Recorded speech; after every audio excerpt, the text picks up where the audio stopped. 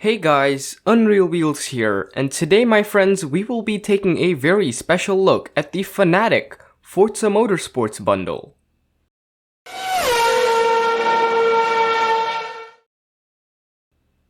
So a few months ago, my old Thrustmaster TMX Pro decided that it lost its will to drive on.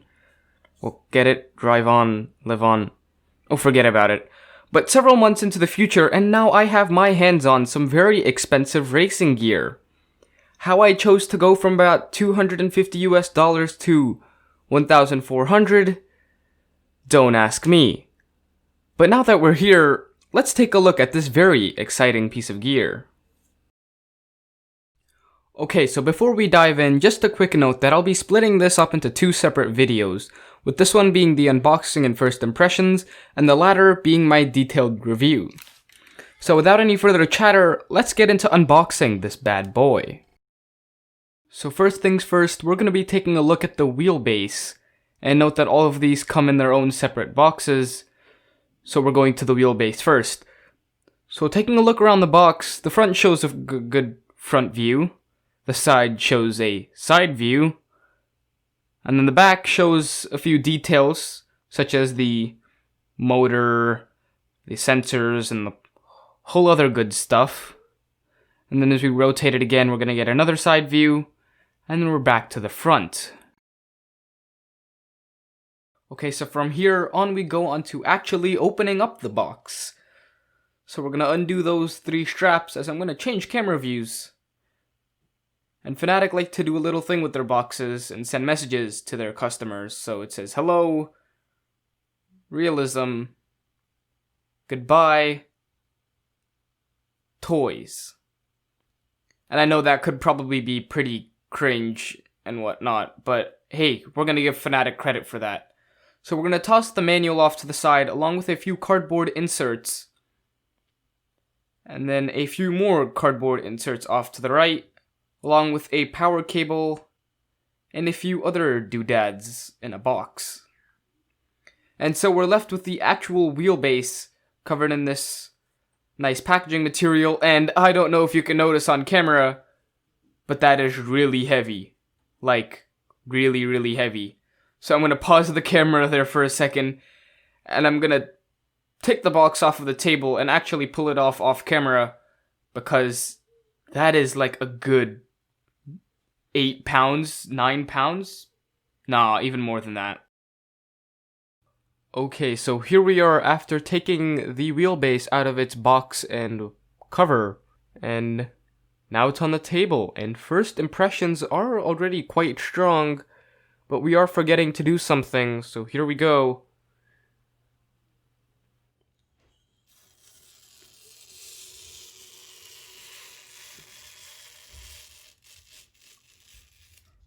Oh yeah, that's nice.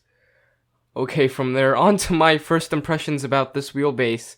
And as I said, first impressions are quite strong. It is an mostly metal construction, with the front plate being a nice brushed metal, and then the top side, as you can see, is a nice clear, I think, acrylic or some kind of plexiglass. So overall, Fanatec seem to be bringing their A-game with this wheelbase, and hopefully it translates into its force feedback and durability in the long run. So with that, that's pretty much all I have to cover with my first impressions, and I hope I can say more in my detailed review. Okay, so now that we looked at the wheelbase, time to go look at the pedals. So looking at the pedal box, or the box with the pedals in them, we see that the box isn't really all that special.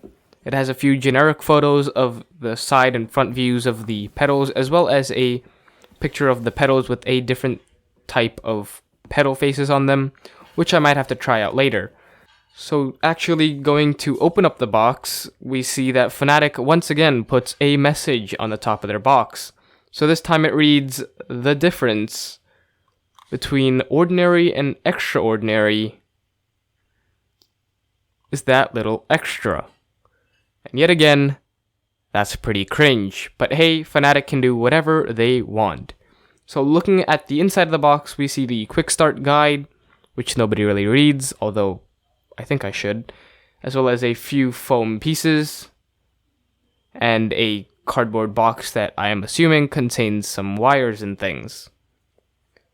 And once you get past that, you actually get to the pedals. So taking it out of the box off camera because it's kind of heavy, we can remove a few more foam inserts, and we notice that the pedals come in a nice little bag, felt bag, carry bag. I don't know what to call it, but it's quite nice. As we're gonna undo the knot on the very top, and we get to open it up and get our first look of the pedals. And ooh la la, they are shiny. Similar to the wheelbase, we see that it is a nice brushed metal with some red accents, which I quite like. And some of the pieces here and there are exposed, which is, again, a pretty cool look in my opinion. And from there, we can quickly go on to talking about our first impressions.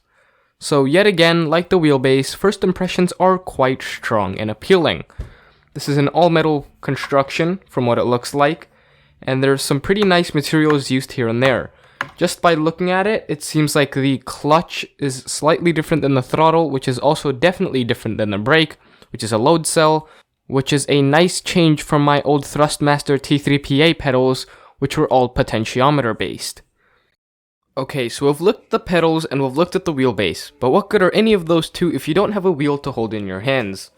So with that, we're going to be looking at the Fanatec Universal Hub, which allows you to connect any 70mm bolt pattern wheel to your wheelbase. Okay, so looking at the box, we don't really see much special except for the green stripe across the top, which indicates that it is in fact Xbox One compatible, which is pretty nice to know. So as we go to open up the box, we see no messages, which are quite surprising considering the previous two boxes, but hey, we'll go along with it. And as we look inside the box, we see a set of Fanatec stickers and the foam covering to cover the actual Universal Hub. And as we remove the foam insert, we see a good view of the actual full Universal Hub, which does seem to be pre-configured to fit a wheel rim inside it already. And as we remove the foam box from the cardboard box, we are going to see a set of button covers, which I assume are there to cover the original pre-existing Xbox button covers for those people who don't really need them. So that's pretty good to see. And to spare you from watching me fumble around with this Universal Hub inside a foam box, I'm going to fast forward it a bit. Okay, so before we go back to the Universal Hub, we're going to be taking a bit of a detour because this box and the Universal Hub have a few things in common, or at least connected. So this box contains a wheel rim which should fit onto the Universal Hub, which Fanatec has supplied themselves inside the bundle. Okay, so taking a look at the wheel rim, having already unboxed it quite quickly, we are going to notice a few things.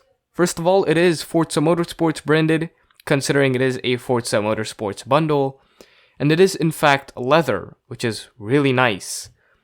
And so we're going to bring in the Universal Hub, which should fit nicely inside the wheel rim, and the wheel rim should fit nicely into the Universal Hub. I don't know which way it works, but whatever. As we're going to adjust a few of the button clusters to make sure it's where we like them, and hopefully all 6 bolts should fit into the wheel rim and the Universal Hub. So just a few first impressions after holding the wheel in my hands a bit. I can tell you a few things. First of all, it is really sturdy.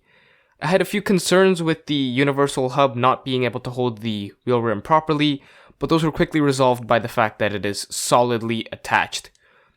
Now, a few other things that I noticed, the buttons are nice and clicky, although I do have a bit of concern for the movements laterally of the button clusters, but other than that, that's all I really have to say about the wheel rim.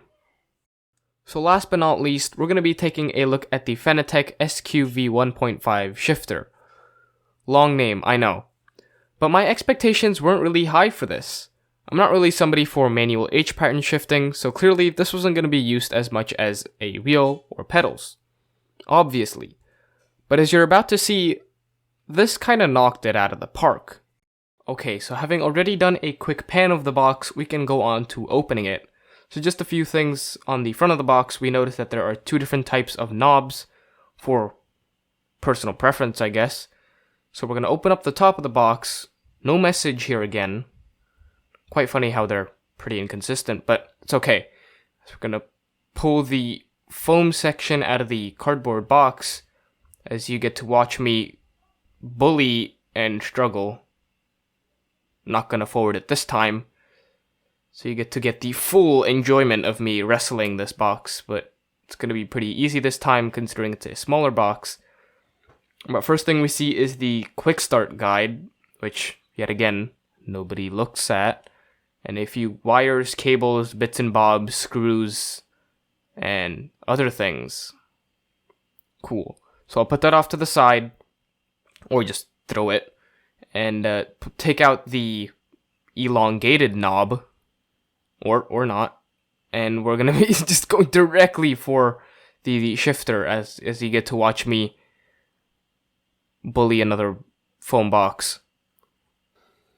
Yeah, you know what, maybe it's better off that we just forward that. Okay, so now that it's out of the box, I can go on to talking about my first impressions. So as I mentioned before, first impressions really knocked it out of the park here. Just looking through the shifter and lifting it up, it probably weighs a good few pounds. And just rowing through the gears, just out of curiosity, I can tell that it is really solid on the inside. And I guarantee that once I put it onto, say, a rig or really mount it up somewhere, that it should make for a really realistic H-pattern or even sequential experience. Anyways, thank you for watching. If you enjoyed the video, hit the like button and subscribe. And if you have any other questions or concerns addressed in the review, please do ask them in the comment section below. Anyways, thank you for watching, and I hope you have a wonderful day.